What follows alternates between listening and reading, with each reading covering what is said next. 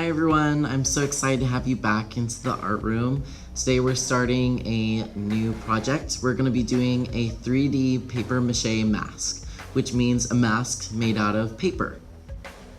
Before we get started, I just want to take a moment and think about the concept of masks. Why do people wear masks? Have you ever worn a mask, and why did you wear one? For many people, putting on a mask is a transformative experience. It gives people a chance to be something that they're not, at least for a moment.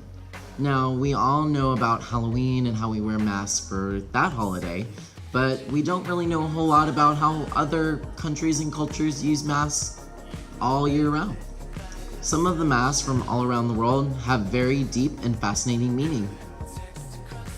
These are some of the carnival masks from Venice. These are world-famous masks that date back to the 13th century. The origin of these masks is actually unknown, but some theories suggest that they were donned in rebellion to the rigid society of the time, so people really just wanted to stand out. Venetian masks range in quality, size, and material, from cheap paper mache like we're going to use, to porcelain face masks with long noses and elaborate feathers. These are some of the very strange but also fascinating Mexican Day of the Dead masks. Dia de los Muertos masks represent calaveras, or skulls. The celebration originated as a way to honor the deceased and acknowledge death as a natural part of life.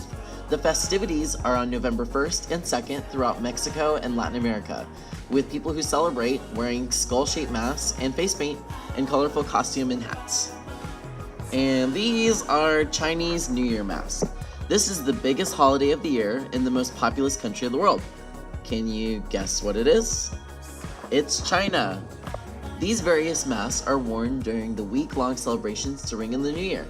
Made from materials including stones, metal, and leather, these colorful masks are designed to display the moods and emotions associated with the festival. The masks represent the deities, spirits, and fabled animals that Chinese New Year mythology originated from. And this is one of the African Festima masks. Festima is the festival of all festivals for mask lovers. Officially dubbed the International Festival of Masks and Arts, Festima is a centuries-old tradition celebrated in several West African countries, including the Ivory Coast, Senegal, and Burkina Faso. Mask making is an ancient custom in Africa, and Festima is celebrated to protect the tradition. Festima masks are made of wood, straw, leaves, and textiles, represent animals and ancestral spirits. Many locals believe that mask wearers embody the subject of the mask, so maybe they become the thing that they make it. People wear masks for Halloween, plays, various rituals, and celebrations. Despite these differences, we all have something in common. A person who wears a mask wants to take on a different attitude or personality. They want to look a different way, even if it's just for a moment. Modern mask makers design masks for theater, movies, parades, and festivals. These masks are created to help the person or actor take on a new identity or personality. Today, we're going to be creating our 3D masks that can be worn out of paper mache. And a few class periods will be able to paint them and create our very own mask that has a theme all of our own. It is super important that we follow instructions today and stay on task. I really want these to turn out amazing, and I want something that you can be proud of. And today's going to be a day where we're going to be working really hard for a long time, and I want you to try your hardest. And I hope you came prepared and you came careful, because today's going to be a little bit messy. We're going to be messing around with glue and newspaper and making our masks. Please be ready, mature, and responsible. So here's what we're going to need. We're going to need some glue. This is very watery glue that you're going to share with your partners at your table. You're going to need one face mold. We call this a mold, and a tray. You're also going to need different bits of newspaper. Before you do anything at all, please take the sticky note that I gave you, write your name on it, and then please place it inside of your mold and make sure you press down so that it sticks. It should look something like this. This is how I know that yours is yours, because they're all gonna look exactly the same and I don't wanna mix them up. what you need to do is you need to find the newspaper, and what you're gonna start doing, take pieces of paper, and we're gonna be ripping today, and you're going to rip them into long, narrow strips. We need a lot of long, narrow strips. Start tearing long, narrow strips.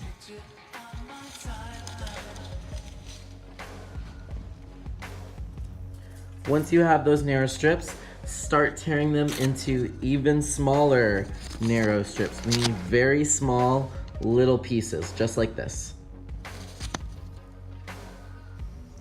What you're gonna do, once you have the strips, is you're gonna take your fingers, they're gonna get a little bit messy, dip them into this gluey water. This is what you're sharing with your partners at your table, and you need to run over, totally saturated, get really wet, and add this pasty glue to the newsprint.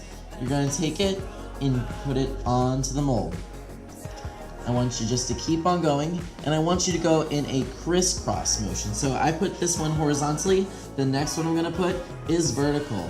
Don't forget to go back over it and smooth it out. So take a little bit of the gluey water and go over it again, especially around the eyes and nose. We don't wanna lose those features. And you're just gonna keep going. Rip more pieces of paper, make them tiny, get them saturated, and add them all the way around. Now you don't need to go around this part. This is kind of the frame of the mold, but you do need to cover the sides as well. It needs to be completely covered. And you're just gonna keep on going. The more newsprint that you add, the stronger that your mask will be. A lot of times students will not add enough newspaper. You have to layer at least 3 to 5 layers on this for it to work. So we're gonna be doing this all day. I'm sorry guys, but it's gonna be some hard work, but these are totally gonna pay off in the end because these are gonna turn out so fun, and I'm so excited for you to start painting them. So like I said, please make sure that you're going all the way around. Long, narrow strips. Don't forget the sides. It's really important that you get the sides, and you need to add layers. So even though I've covered up half of the face, I'm gonna go over this about 3 to 5 times with 3 or 5 more pieces of newsprint. It's gonna be 3 to 5 layers thick. You really need to build up these layers of newspaper. So I'm gonna keep it going back over those areas after I'm finishing the face.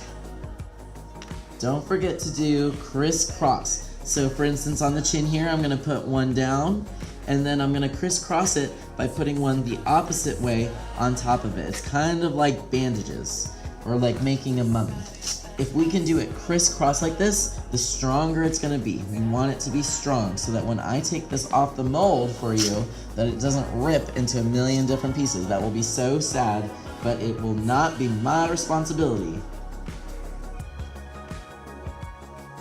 So it's been about 10 minutes, and I've completely covered my face for the most part. There's some areas up here that I need to finish, but I'm gonna still keep on going. I can't stress this enough, but you need to keep adding layers. Even though you may have covered up an area, you need to continue adding more until it is completely covered with 3 to 5 layers. So it should take the entire class. The best way to do this correctly is just not to stop. We're gonna keep working until time is up. Some people like to sit while they do this process. I personally like to stand up. I feel like I get better control of what I'm doing and I can work faster, but it's completely up to you. Feel free to move the bins if you feel like you need more room. Otherwise, it's up to you how you want to work today.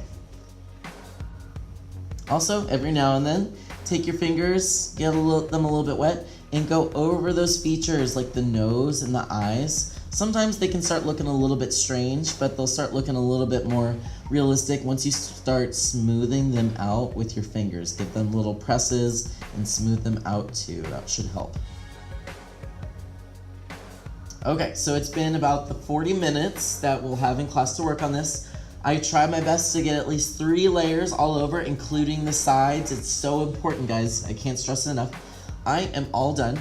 So what I'm gonna do is make sure that the lid to this water glue, as we're gonna call it, is firmly closed I will tell you where I want this. We'll just put it to the side for now. I need you to clean your tray. Let me show you what I mean. So I'm going to gently pick up my mold.